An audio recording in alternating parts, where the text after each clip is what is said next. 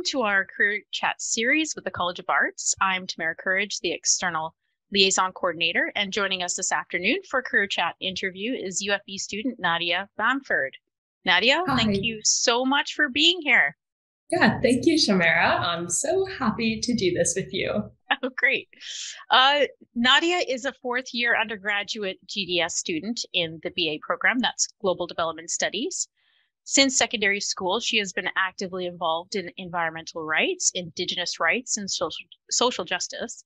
At UFV in the winter of 2022, and under the supervision of Dr. Linda Party and Dr. Candy Ho, she researched the implementation of the 17 Sustainable Development Goals in international and local contexts and the effects of climate change on millennials and youth.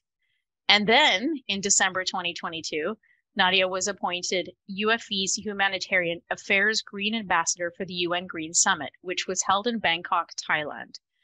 There, she broadened her understanding of climate change action and sustainability and hopes to apply her experiences from abroad at home in the Fraser Valley.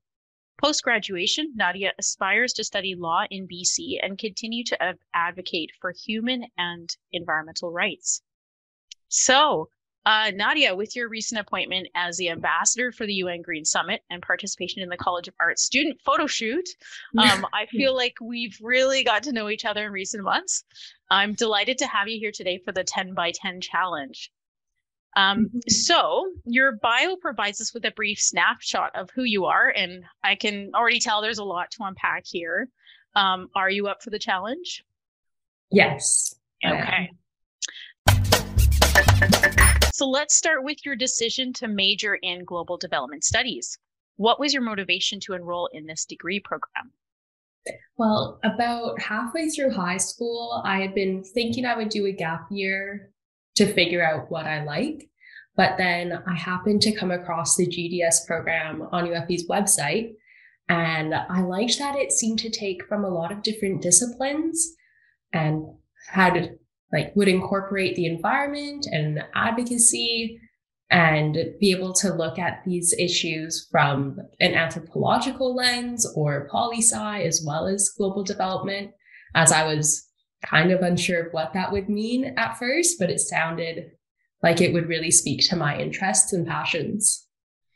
Yeah, I can see that in your bio. You know, there's so much going on. It makes perfect sense that global development studies is your area because you kind of pluck from interests all over the place. And I think a lot of our students they don't quite realize that they can do that through their university studies, and it's something that's going to carry on with you throughout your life for sure.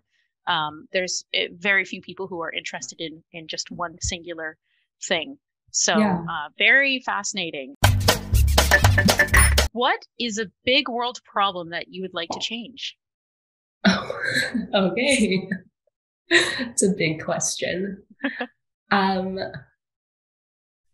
think one that stands out right now is the issue of refugees and how in different countries we handle refugees, or what leads to people being in situations where they have nowhere else to turn to.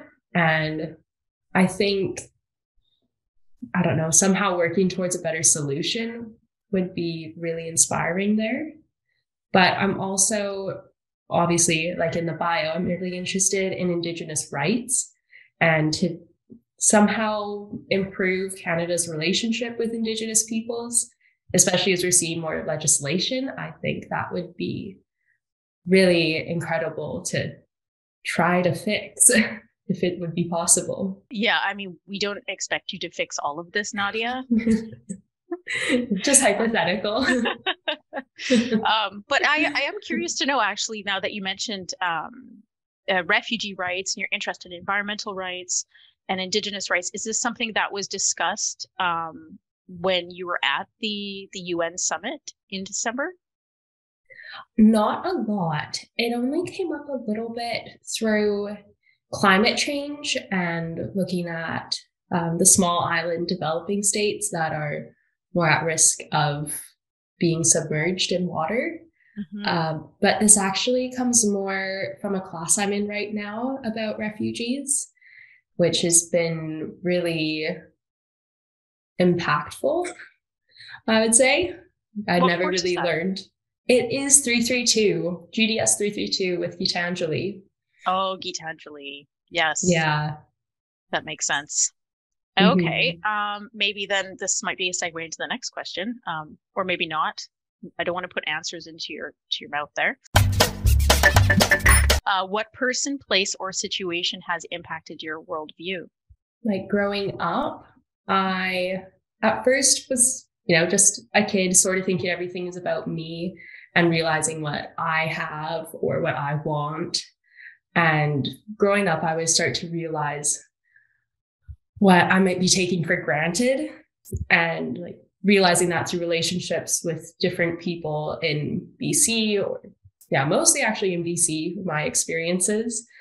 But just coming more face to face with like having abilities and capabilities to do things and versus not. And I think I have had a lot of opportunities and I'm in a place to explore more opportunities that really impacts my worldview and has made me more interested in these areas. Yeah, what kinds of situations do you think um, growing up have you, more specifically? Just curious. Yeah. Yeah. One that always comes to my mind is that my family, were friends with a Musqueam family who lives in Vancouver since we used to live there, and like my older siblings and their kids would play together. And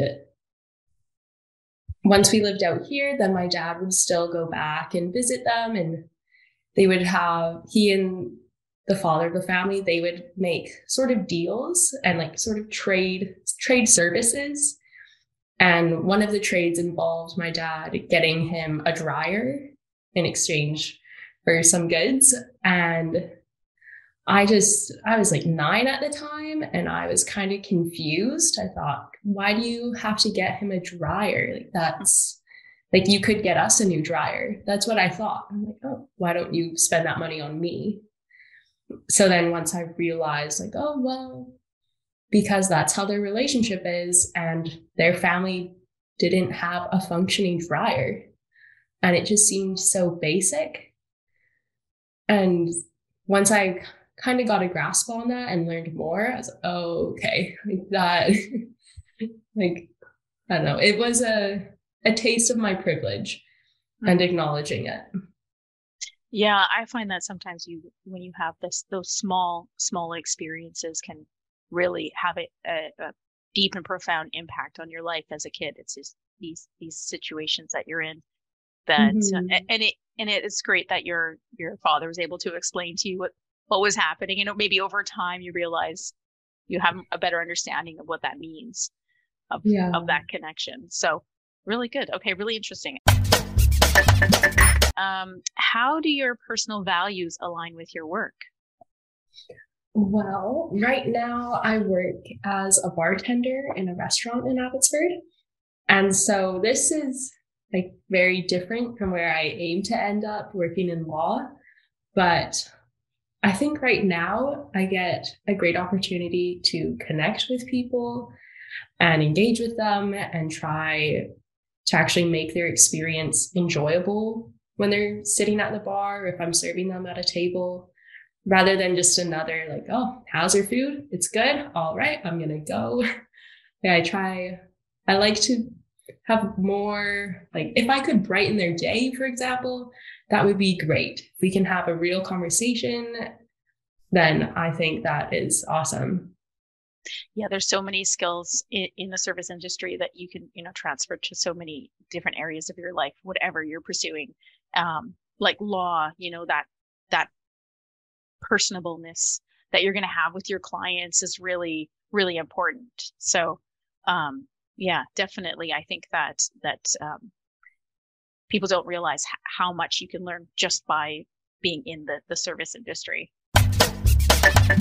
What experiences have shaped your goals, innovative skills, and thinking? I mean, the Green Summit is the first one that comes to my mind and shaped my goals. Well, I think it has given me a new light about sustainability and green practices. So I'm more inspired, I would say, to keep this momentum from the Green Summit and to incorporate more sustainability practices in my life or to potentially lead them in the future. Has it led to any connections with other students since the summit? Yeah, I was able to meet some really awesome people that now we have a Facebook group to try and stay connected and Cool. share what people are doing. And I meant to, that reminds me, I knew there was something on Facebook I wanted to do, and it was checking up on that group. So I will do that after this and see what's going on. A reminder. Yeah. Yeah. Yeah. It's so interesting, especially when you come together for a really short period of time. There's so much that you can get out of that experience, not just within that short period of time, but outside of it, especially when it comes to these sustainable development goals worldwide, with the UN. If you're connected to people all over the world, then maybe you can see patterns better about what's happening in the world. And you can share that knowledge, right, across borders. So it could really lead to something, really fruitful for you, and not just a friendship, right? But also you can travel to these places and meet those people again where they live, which is always fun, definitely. Okay, is there a course that you have taken at UFV that stands out for you, and why? I would answer this with the 332 class.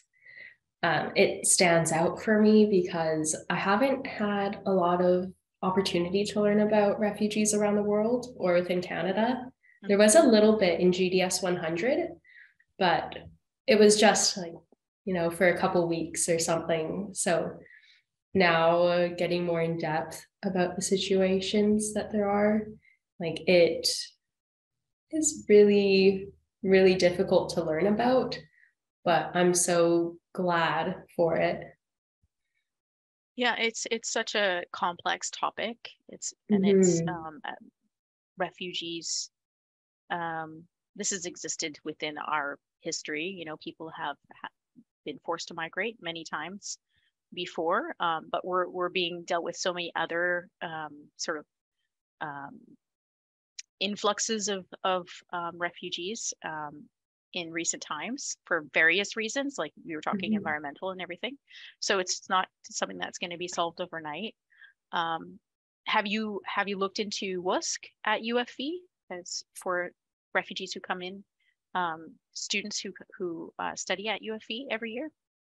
Not a lot. I've heard of it, but I think I missed their information meeting they had a few weeks ago. I had a commitment, but I have been intrigued about what they're doing. And there's also a girl in my class. She volunteers with Archway to do, to have like a friendship match, I think it's called, with someone of refugee new to Canada to help them integrate and like learn about Canadian culture. So I'm seeing what speaks to me the most, sort of where I want to dedicate my time. Yeah. But like, it's a matter of choosing now. there's so many different ways to go. Well, WUSC is a great initiative at UFV, and Archway has great programs for, newly settled migrants into the Fraser Valley and refugees as well. So you've got your pick. Definitely. There's quite a few really wonderful agencies out there. Okay, so what has your participation at the UN Green Summit meant to you? I know you've spoken a little bit about it, but maybe you want to elaborate.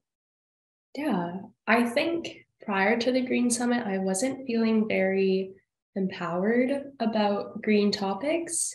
It felt sort of like a losing battle. Right. And during the summit, we had some really amazing speakers and speakers who came from different perspectives.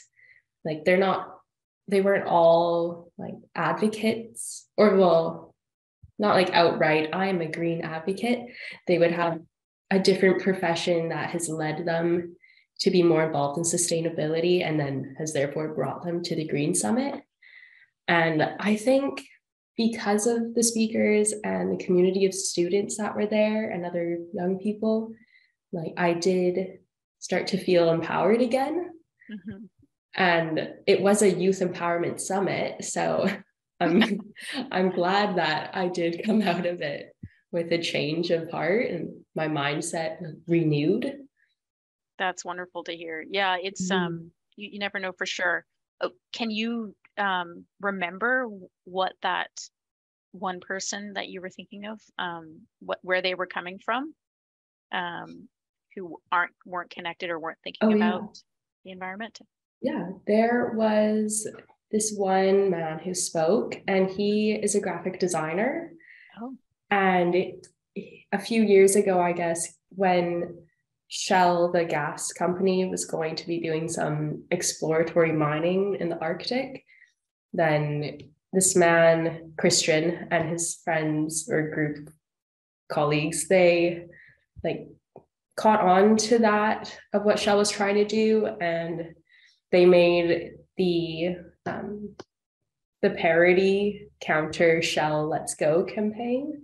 Right. So they would say, I don't know, they would refer to it in their new ads, saying like, oh, like stuff about like, oh, like we're melting in the Arctic, like fuel up, like let's go, like something so obviously wrong, and that would not fly if people knew about it.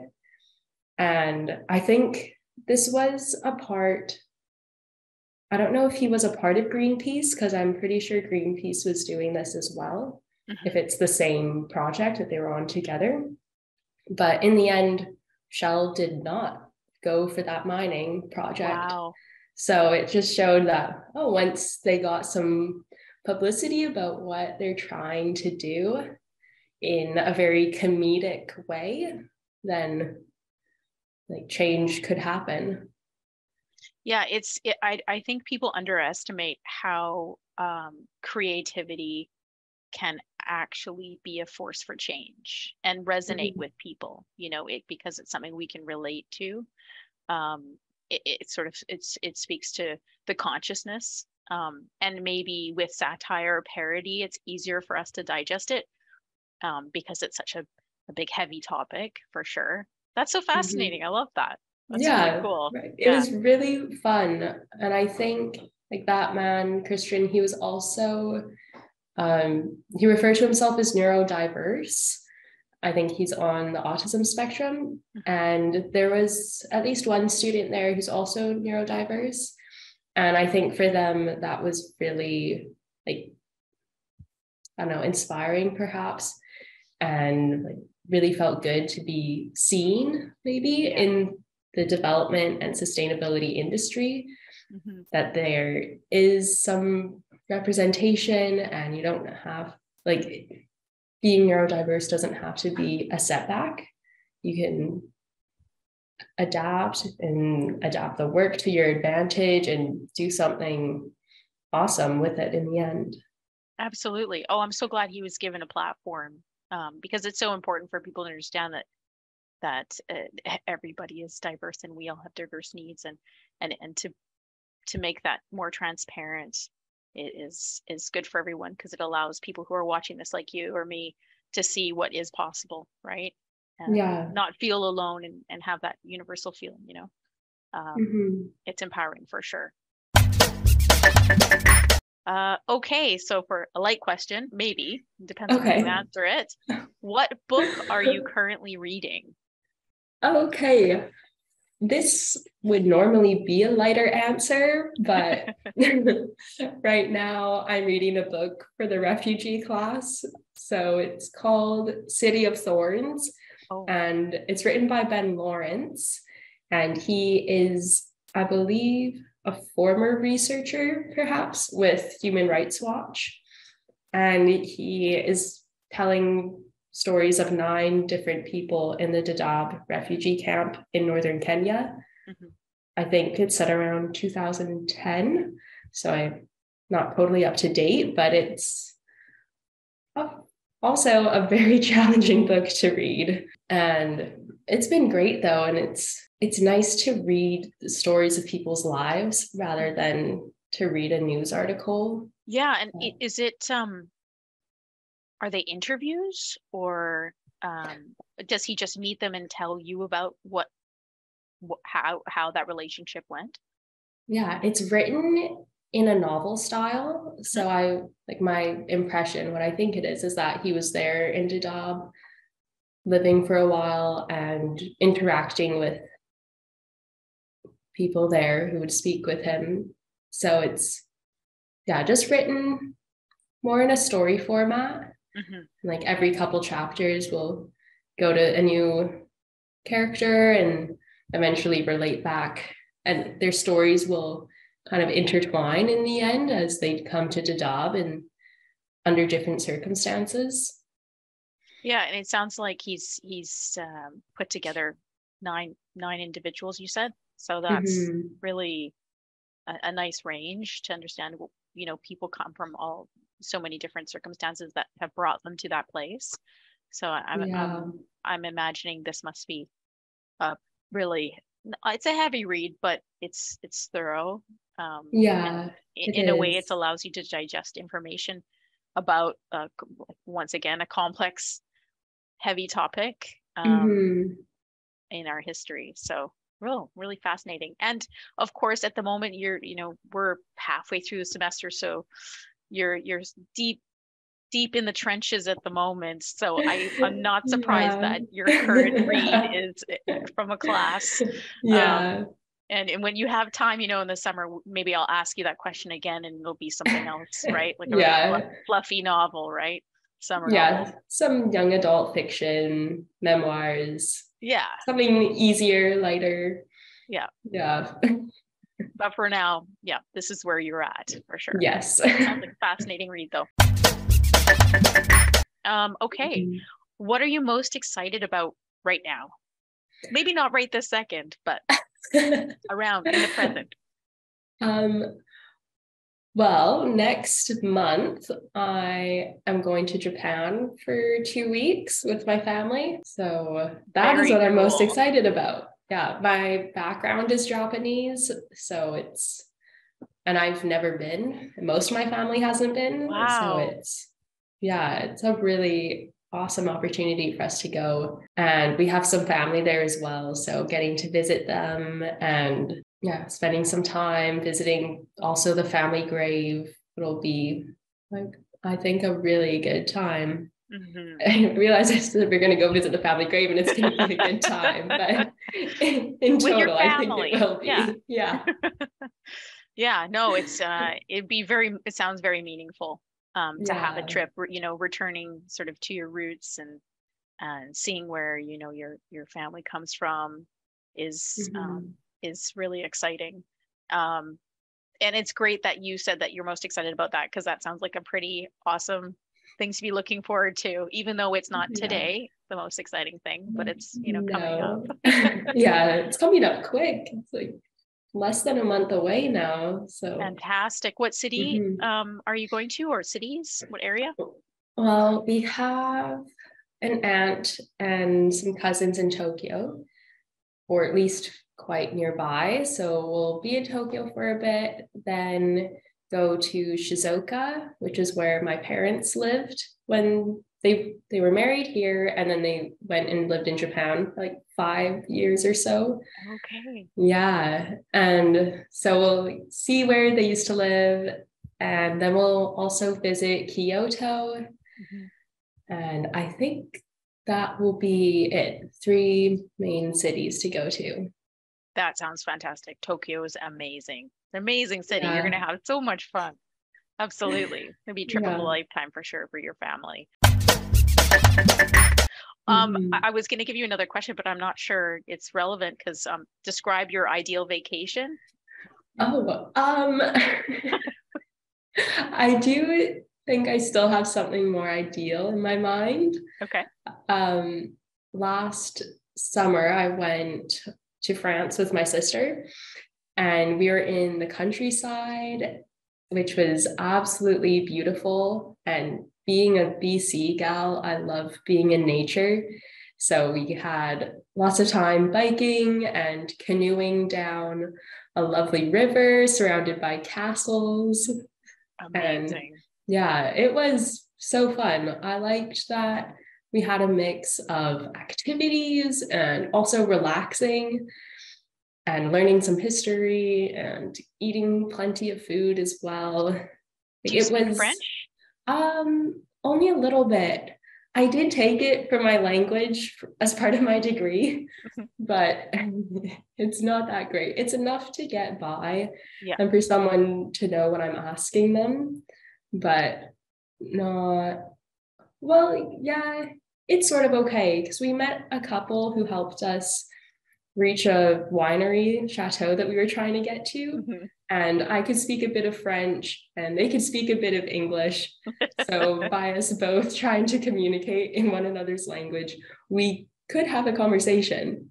So not very good French, but it's something. It counts. So that's your serving skills came in handy there with, reaching out to strangers and sort of working together towards a common goal, right? Exactly. Yeah. That's fantastic. What a great trip. And it's, having a sister trip with someone who has common interests. I mean, you can't ask for a more ideal vacation, really. Yeah. Easy.